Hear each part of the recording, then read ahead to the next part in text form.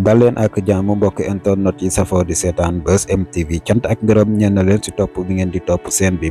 mu mel ni décret président Macky Sall ba mu génnee conseil constitutionnel daal dinay dàq nag loolee kon élection yi dat ne woon dina am mois de décembre moom président Macky Sall loolu la bëggoon dàq ko mois de février bi ñu ko waroon amal conseil constitutionnel nag annulé la loolu lépp annulé même tamit loi bi ñu amaloon assemblée nationale waaye nag mbir dafa am si loolee ndax conseil constitutionnel nag li nga xam ne génn nañ ko am na nag lu lëndëm si biir loolu nag lañ war a dikk nag gën koo leeral ak ay révélation comme niñ koy faral defee jàngat yu ama moom solo gën leen a gindi ngeen gën a mbir yi gën a leer seen bopp ndax kat dafa mel ni ba léegi daal sénégalais yi comprendre gun conseil constitutionnel mbir mi nga xam ne nag daal di nañ koy wax que ne nag yi la élection du mën a am 25 février wala 25 février lay am mu nekk mbir moo xam ne jaxase na ñu bëree bëri loolu nag si lañ war a dikk ak ay révélation ak ay jàngat comme niñ koy faral di defee rek bu leen fàtte abonné like vidéo yi yaa ngeen jëf ñu dëgtal leen ngeen daal di teewlu. salaam patriote yi maa ngi jégaluwaat sànq dama liiraat affaire ma gis benn prox ndoll bu nga xam ne waa conseil constitutionnel xàllal nañ ko Macky Sall ku liir affaire bi si considérant V bi conseil constitutionnel daf ni considérant que le conseil constitutionnel constatant l'impossibilité d'organiser l'élection présidentielle à la date initialement prévue invite les autorités compétentes à la tenir dans les meilleurs délais. Donc foofu joxewul benn app te loolu c'est un danger et c'est un vide juridique aussi. Macky Sall la mun na wax ne meilleur délai mun na ko poussaat ba heure bu ko neex donc loolu tamit benn sew-sew bi nga xam ne ni am na ci décision bi ñu bàyyi si xel bu baax. conseil bi dafa wax ni décret bi Macky Sall defoon daf ko annulé loi bi ñu voté woon assemblée annulé na ko daat ni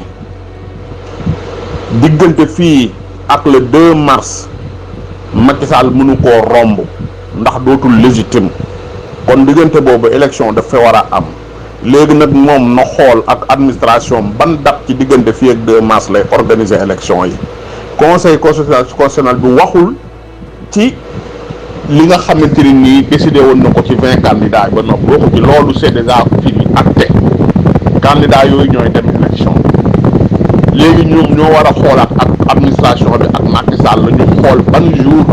la ñuy jàpp li nga xay mooy élection yi ngir liñ tardé ci campagne bi ñu mën koo dabaatal lii la conseil bi wax ndax à partir de 2 Macky n'est plus légitime le 2 avril. Samba maa ngi lay ziar sëñ Samba ah sëñ Samba fi mu nekk nii kay bal bi ci tànku PDS la taxaw ñoo war a génne li ñu yore ne ko bàcc ci mbedd mi su ko defee sénégalais xam ne lañ doon wax dëgg la su ko defee ñu mën a gën a xam ne nag ndakete ñoom ñoo nag ci dëgg même bu dee dañuy fuité mbir mi nañ ko fuité parce que ñoom seen commission d'enquête parlementaire boobu mënutul nekk parce que xam nga ñoom nee nañu am nañu ay preuves beneen bi ci des ñu teg benn commission maanaam teg benn procédure ba nga xam moom la yoonu réew mi wax ñoom moom la leen may ñoom ci cas bu mel nii donte nee nañ mënuñu convoquer ab juge yooyu voilà seen affaire ñi nee nañ mën na ko ñi nee nañ mënuñu convoquer man loolu garaawul léegi daal wax ji mooy on verra parce que xam nga daal nañ bàyyi rek kenn ku nekk xool ba xam parce que man li ma jaaxal mooy barki démb li tax ñuy tijj ci benn information judiciaire moo ma xaw a jaaxal trop parce que procureur bi su ko neexoon wala ministre bi plainte boobu juge boobu def mënoon nañ ci tegg seen tànk waaye le fait que ñu génnee plainte boobu comment ça s'appelle le fait que ñu entamé benn procédure pour def ay enquête wax dëgg yàlla loolu daal daf ma xaw a parce que loolu dafay écarter waa PDS ci mbir mi bu nekk ni waa PDS mbir mi dañuy taxaw xaar bàyyi yoon def liggéeyam loolu mën na jël temps te man daal mbir mi jaaxal na ma trop fi mu nekk ni moom li fi mu toll nii mbir mi nekkul ci faveur waa PDS fi mu toll nii nañ xaar nag fii ak jours yi ñuy jëm ñoom lu ñuy def ay fi ñu toll nii moom mbir mi nekkul ci faveur waa PDS léegi nag ñoom la ñuy déglu ñoo ci def parce que lii lépp ñoo ko commencé te man damaa jàpp ne dañoo teg injustice Karim man loolu laa jàpp parce que wax dëgg yàlla ni ñu ko baare man jàpp ma ne noonu lañ ko war a baare ak ñeneen ñu bëri ñu nga xam dañ leen a baare ak maanaam mbirum parrainage nu mu demee ay Mary Teuw Niane ñu naan ko nekkoo ci comment ça s'appelle fichier électoral bi ak keneen non mais c'est loolu c'est impossible voilà donc nag li firndeel ni ñoom ñoo nekk seen dëgg ñoo koy def nañ ñu génnal mbir mi ñu xam ne lañ doon wax dëgg la mais je pense que président am na yeneen pouvoir assemblée nationale am na yeneen pouvoir on verra lan mooy xew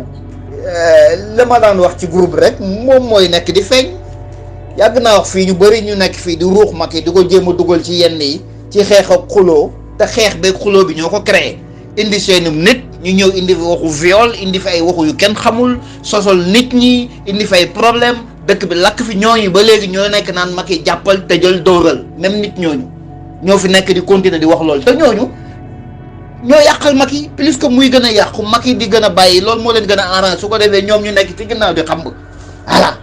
Macky nag loolu lay réparé nii parce que lu ci bëri li xew fii du woon moom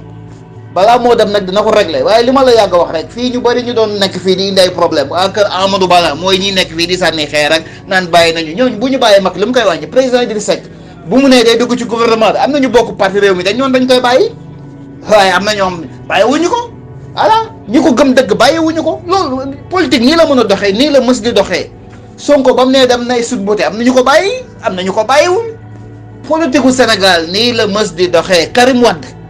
tey lii ñu ko jiiñ ba mu dem Qatar ak coono bi ñu ko teg lépp yenn PDS yu naa fekk yi nga xam dañoo bëgg a dem xam nga luñu ban prétexte la ñuy jël nee nañ woy ku dem toog Qatar ñëwoo mais nu muy ñëwee nan lay ñëwee ku toog Karim est-ce que moo yóbbu boobu Qatar moo yóbbu boppam Qatar ku ñu fekk ci palais bi directement avion coupé internet yi yow boo ko bëggee bàyyi ko rek mais bul naa fekk naan ay ku dem toog Qatar ñëwuloo gisuñu la audio rek ngay def ñëw ba tey naan nag wooteel leen ma mais loolu mooy c'est que dafa am nit ñi nga may imposteur lañ gëmuñu dara Macky nag man tey laa koy gën a defaan te Macky lii mu def mooy lu baax